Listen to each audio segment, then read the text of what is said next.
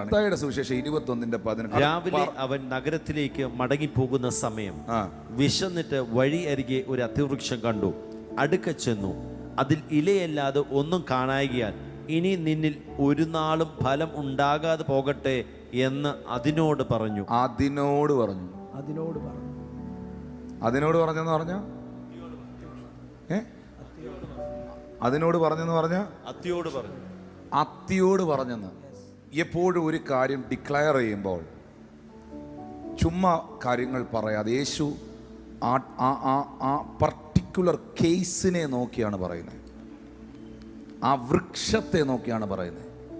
എല്ലാ വൃക്ഷത്തിൽ നിന്നല്ല, നിന്നിൽ നിന്ന്. ഹല്ലേലൂയ.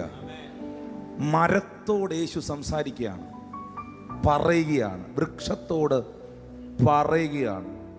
2 രാജാക്കന്മാരുടെ പുസ്തകം 4-ാം അധ്യായം 2-ാമത്തെ വാക്യം. എലീശ അവളോട്, ഞാൻ നിനക്ക് വേണ്ടി എന്ത് ചെയ്യണം? പറക. ഞാൻ നിനക്ക് വേണ്ടി എന്ത് ചെയ്യണം എന്ന് വെച്ചാൽ നിന്റെ വീട്ടിൽ എന്താ സംഭവിക്കേണ്ടിയെന്നുള്ളത് നീ പറയണം. മനസ്സിലാവുന്നോ? അത് നെഗറ്റീവാ പറയുന്നെങ്കിൽ അങ്ങനെ കയറി വരും സാധനം. നിന്റെ ലൈഫിൽ എന്താ നടക്കേണ്ടിയെന്നുള്ളത് നീ പറയുക. നിന്റെ കുഞ്ഞുങ്ങളുടെ പേര് പറയണം, അവര് രക്ഷപ്പെടുമെന്ന് പറയണം. നമ്മളെ കൊണ്ട് നെഗറ്റീവ് പറയിപ്പിക്കാൻ പിശാചിന് ഭയങ്കര സന്തോഷമാണ്. പക്ഷേ നമ്മുടെ വായിന്ന് വിശ്വാസം പറയിപ്പിക്കാൻ നമ്മളെ സമ്മതിക്കുകയില്ല.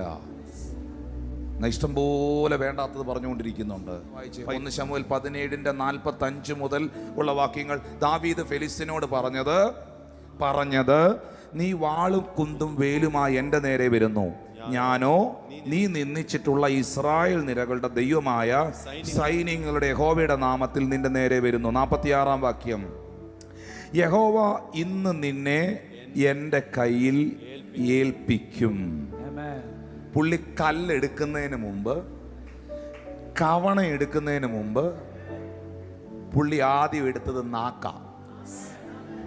പുള്ളി വാ കൊണ്ട് ആദ്യം പറഞ്ഞു, യഹോവ ഇന്ന് നിന്നെ എൻ്റെ കയ്യിൽ ഏൽപ്പിക്കും. ആ പ്രഖ്യാപനം ആത്മതലത്തിൽ നടത്തിയപ്പോൾ തന്നെ പിന്നെ എല്ലാ കാര്യങ്ങളും അവിടെ ഒരുങ്ങി വരികയാണ്. പിന്നെ ആ കല്ല് കയ്യിലോട്ടെടുത്ത് കവണയിൽ കറക്കുമ്പോൾ ലക്ഷ്യം തെറ്റുകയില്ല ദൈവമക്കളെ.